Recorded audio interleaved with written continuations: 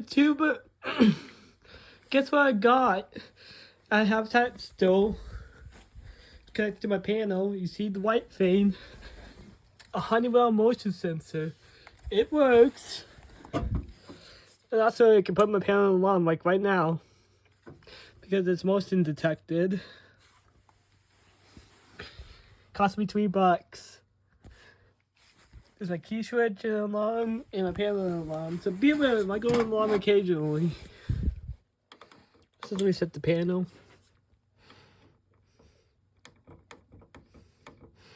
Just instant panel alarm.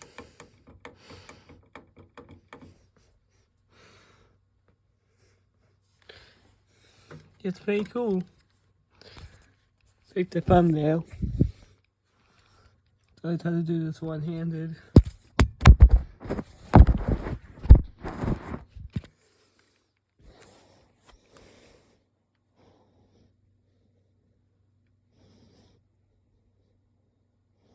There, I got it. Yeah, that's just pretty cool. Anyways, that's it.